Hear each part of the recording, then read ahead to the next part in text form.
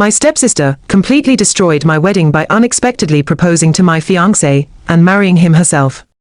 However, karma swiftly caught up with her when she lost both her job and her husband.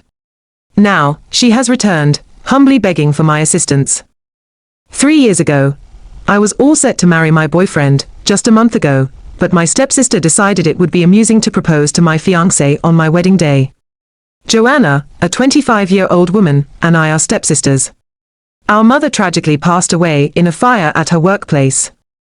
My father received a call from the hospital, and when he arrived, he was devastated by the news of my mother's death. It was there that he met my stepmother, who was also present. Upon learning of her husband's death, who worked at the same company, my father and stepmother bonded over their shared grief. Their connection deepened and they began spending more time together, both at each other's homes and elsewhere. Joanna and I are the same age, and we were both 3 years old when our mother died. Because we were the same age, people often asked our parents if we were twins. My father and stepmother went along with the idea, telling us that we were twins until we were 12. In reality, we are not identical twins. For the first 12 years of our lives, Joanna and I shared a close sibling bond. However, everything changed when our parents revealed the truth about our mother's death and our family dynamics. After that revelation, Joanna began to distance herself from me and grew increasingly resentful. She transformed into a subtle bully, aligning herself with the same kids who used to bully me at school. Despite being the same age, Joanna was stronger and more adept at handling bullies. She was more extroverted, whereas I was a nerdy introvert. Joanna wasn't an overt bully, but her behavior was undeniably toxic and mean-spirited. She often made sarcastic remarks about my poor fashion sense and my struggles with communication. Our parents tried desperately to foster a civil relationship between us, insisting that we become friends if not close. However, no matter how much they tried, we just couldn't bond. Joanna would attempt to boss me around, and I would resist, leading to constant tension. The situation only improved when I moved out of the house at the age of 15, which was relatively early. After moving out, Joanna and I only saw each other twice a year during school breaks. She moved out when she was 20, and in the past 5 years, we've met only twice. As we grew older, our professional paths diverged in ways that mirrored our personalities. I became a lab technician at a research institute, while Joanna pursued a career as a flight attendant. Despite our differences, Joanna's beauty and impeccable grooming made her highly attractive to men, a trait that significantly overshadowed mine. Nick, a 27-year-old man, and I had been in a relationship for 3 years. Last fall, Nick got down on one knee and proposed to me. Overjoyed, I shouted a resounding yes, because I loved him deeply. He was the most important person in my life. By the spring, we were planning our wedding. Since organizing events wasn't my strong suit, I was thrilled when Joanna offered to handle the wedding planning for me. I trusted her to take the lead, believing that her involvement would ensure everything went smoothly.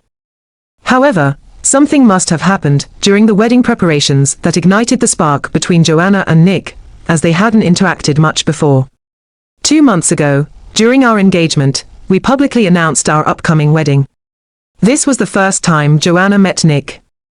Nick had been my steadfast and genuine boyfriend, an unusual combination for an introvert like me, as relationships often felt challenging.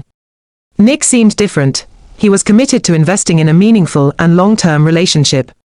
After dating for 3 years, when he proposed, I was ecstatic. He wanted to marry quickly, but I preferred a spring wedding, so we decided to delay it. I hadn't shared my wedding plans with anyone until January, when we sent out our engagement invitations. The day after our engagement, Joanna called me, asking if she could take over the wedding planning. I was taken aback, because we hadn't been close growing up.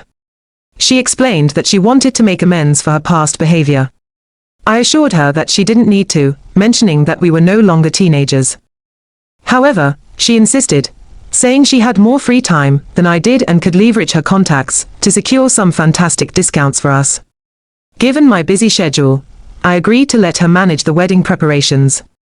During the planning process, I suspect something occurred that led to Joanna developing feelings for Nick, although they hadn't interacted much before. 2 months ago, during our engagement party, Joanna met Nick for the first time. Nick was my only serious boyfriend, and being an introvert, I found relationships challenging. Nick stood out, because he was ready to commit to a meaningful and long-lasting relationship. After 3 years of dating, his proposal made me ecstatic.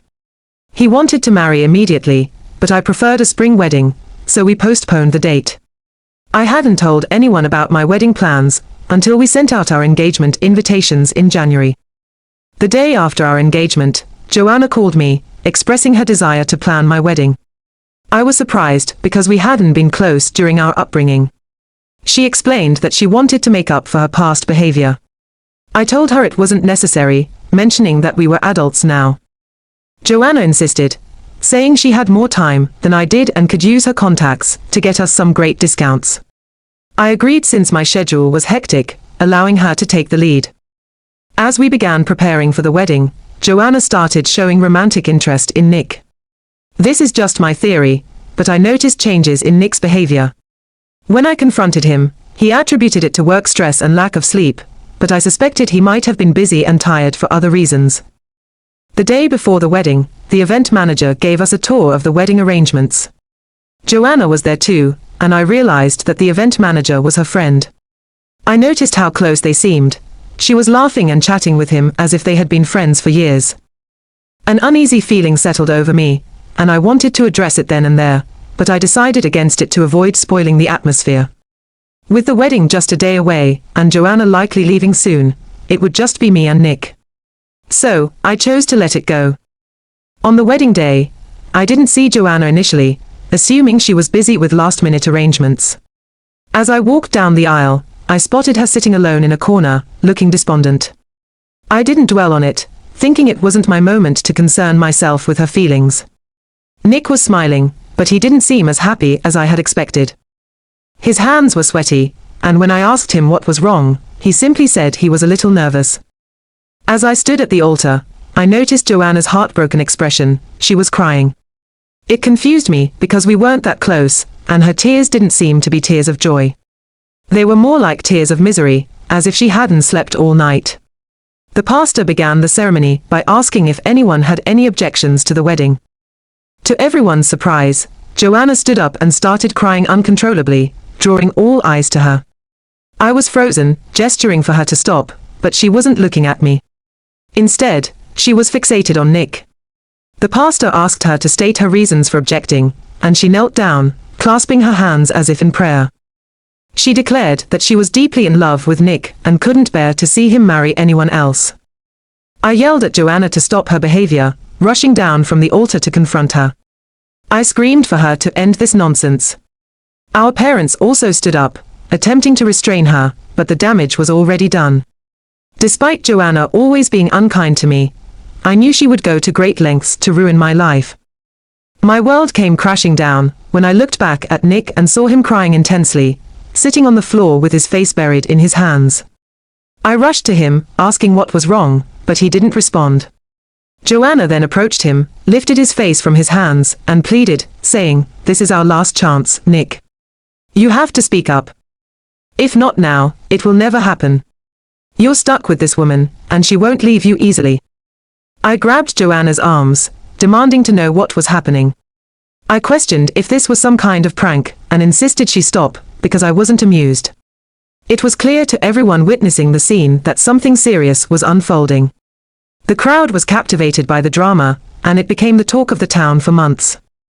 Nick wiped Joanna's tears with his sleeve, looked at me, and confessed that he had fallen in love with her during the wedding preparations. Hearing this, I couldn't stay composed. My legs shook uncontrollably as I felt humiliated, as if I were exposed and vulnerable in front of everyone. Our parents quickly intervened, ushering us outside to avoid further gossip. I was sobbing uncontrollably, unable to walk properly. My father escorted me out, while Joanna's mother comforted her. I couldn't understand why Joanna needed consolation at my wedding. Nick and Joanna admitted that they had slept together a week before the wedding. They initially intended it to be a one-time thing, planning to move on afterward, but they couldn't stop seeing each other. Nick's late-night work trips were actually secret visits to Joanna's place, culminating in them sleeping together the night before the wedding. Nick explained that Joanna was so stunning that he couldn't resist her.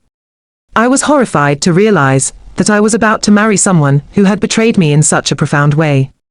Despite our parents being present, no one intervened. They chose to remain neutral and uninvolved. I was exhausted from listening to their twisted love story, and ran to the changing room to collect my things and leave the venue.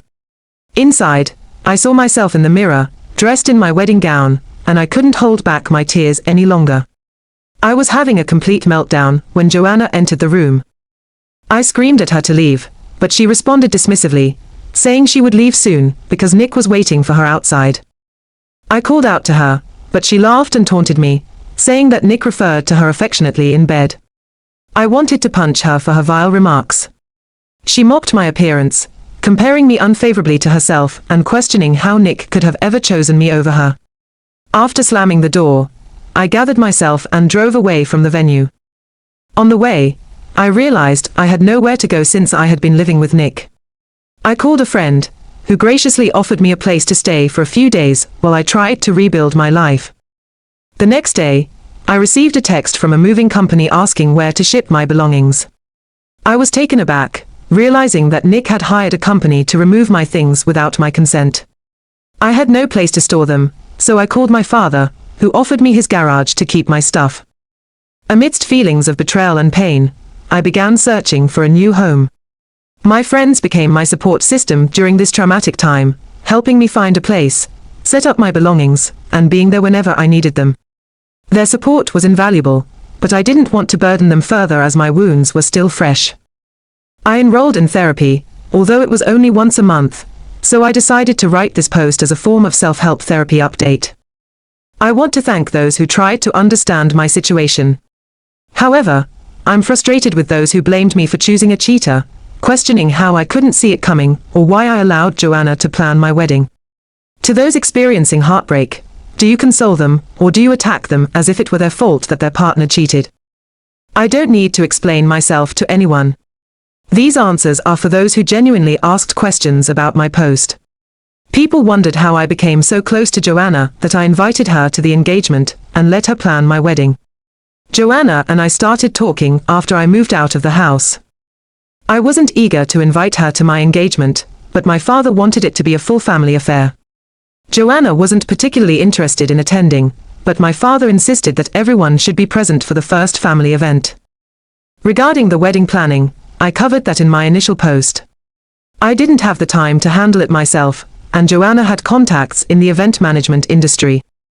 Some people questioned how I couldn't see that my fiancé was a cheater, but if everyone could truly predict if their partners were unfaithful, there would be no divorces in the world. Negative people exist everywhere, but I don't care because you reap what you sow. Now, for the updates. Joanna and Nick actually got married last week at the same venue where my wedding was supposed to take place. She had the audacity to email me the invitation card, not as an invite, but as a way to show off that she now had him. I ignored her and blocked her number. I showed the invitation to my father, who advocated for family unity despite the circumstances. While I pretended to be strong, I was internally devastated. My friends came over with drinks and tacos to cheer me up, and I ended up getting very drunk to numb my pain.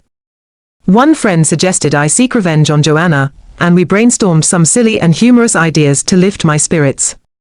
One of my friends, who was smoking, sparked an idea in my mind. Joanna was a smoker, not of cigarettes, but of weed. I knew what you might be thinking. Why does it matter? Well, it does to her employer.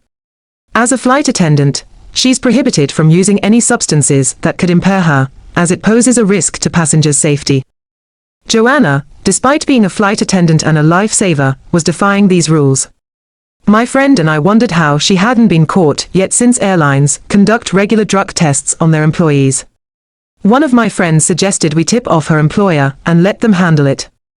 I wasn't sure if it would work, but I decided to give it a try to exact some form of revenge. I needed to do something, so I sent an anonymous email to the airline company with Joanna's details, alleging that she had been smoking weed during work hours. I received a reply stating that someone would contact me for further information. The next day, I got a call from the airline, asking for more detailed information. I fabricated a story, claiming that I couldn't reveal my identity, but a few days prior, when I was flying with their airline, I noticed Joanna appearing high, with red eyes. I urged them to conduct their own investigation before deciding to terminate her employment. They thanked me and ended the call. I wasn't optimistic that this would work in my favor since I remained anonymous, and they might consider it a hoax. Here's an update. It's been 2 years since I decided to distance myself from my past, so I neglected to update this post and eventually forgot about it. Recently, I received numerous messages asking what happened after my complaint to the airline. Here's the latest update you need to know. After I reported Joanna to her employer, I felt conflicted because I didn't want to destroy her livelihood on my own. After all, cheating involves 2 people, and Nick was equally at fault. Eventually, I began to move on, believing I had rid myself of a cheater before the wedding could happen. I transferred to a different city to start anew. Almost 2 years later, last month, I received a call from my father, who wanted to meet me. Reluctant at first, I agreed when he mentioned he was in town. He explained that Joanna had lost her job because someone had tipped off her employer about her smoking weed during work hours. The airline conducted a random test and caught her in the act. Under pressure, Joanna confessed that she had been deceiving authorities for years, manipulating her test results with the help of a contact in the lab department. She had been sleeping with the testing official to maintain her clean records. These charges not only cost her her job, but also her profession, as no airline would hire her again. The airline chose not to involve the police to avoid tarnishing their reputation. My tip-off had worked, but by then, I had moved on. When Nick found out about everything, he lost his composure. Joanna tried to salvage her situation by claiming she was being framed by jealous colleagues, but it was clear that was untrue. Nick attempted to stay with her for a while, but Joanna turned to alcohol and other substances to cope, ultimately leading him to leave her. She ended up losing both her job and her husband. Joanna borrowed money from my father to rent an apartment, but instead of securing a place for herself, she squandered the money on partying. She was living on a friend's couch, who eventually informed my father about Joanna's deteriorating condition. Before Joanna was kicked out, my father brought her home and enrolled her in rehab. He claimed she had improved and wanted to restart her life. My father asked me to use my contacts to help her find an office job, but I refused to assist her in any way. My father was disappointed by my decision but understood. However, I felt guilty because no one knew that I was the one who reported her to her employer. Here's another update. This will likely be my final update, because I'm ready to move on from this entire saga. I decided to help Joanna get a job, and even went as far as calling it whatever she wanted, but I realized that no one can help a self-destructive person. I managed to secure her a job at a publishing house, but she began stealing books and selling them on the black market at a low price. She was eventually caught and fired. My friend wanted to report her, but I convinced her not to, arguing that it would tarnish the publication house's reputation. My father had already given up on Joanna and kicked her out of the house, leaving her to fend for herself. Who knows what she's doing with her life now? This past Christmas, I returned to my hometown to visit friends. I stopped by home for just an hour during the Mass and unexpectedly ran into Nick. He was standing right beside me in the crowded hallway, so we ended up walking together. He greeted me, and we struck up a conversation. I tried to remain mature and spoke to him politely. As we were leaving the church, he approached me again, asking for a few minutes to talk privately. We went aside, and he apologized, admitting that sleeping with Joanna was his worst mistake. To make matters worse, he had married her. Joanna had been manipulating him, guilt-tripping him into marrying her by claiming he used her physically, so he felt compelled to do the right thing and marry her. I told him that I had moved on, but he asked if I would accompany him to an art gallery the next day. With no other plans, I agreed, thinking it would be a casual visit. We spent the day hanging out like friends, without any romantic gestures. That same night, my phone had been dead during our outing, so when I turned it on, I found over 20 messages from Nick. They were all about whether I had arrived safely, telling me he missed me, and asking when we could meet again. I saw them all but chose to ignore them. Over the next few days, he kept checking on me, expressing that he missed me and wished to get back together. Eventually, I told him that I had moved on and didn't want to keep in touch. He responded by questioning why I agreed to go to the art gallery if I wasn't interested. I told him to grow up, explaining that our outing meant nothing. His ego couldn't handle the rejection, and he hung up the call. A week later, I received a call at 2 a.m. I answered, thinking it might be an emergency, only to hear Nick on the other end. He said it wasn't anything serious, just wanted to check on me. I started yelling at him, but then my boyfriend, who was sleeping next to me, took the phone and reprimanded Nick. My boyfriend is very protective, and doesn't tolerate anyone disturbing his peaceful sleep. I won't repeat what Nick said, but after that phone call, he never bothered me again. He realized that I had truly moved on. I didn't inform Nick that I had a new boyfriend, because I didn't feel the need to. He wasn't significant to me anymore.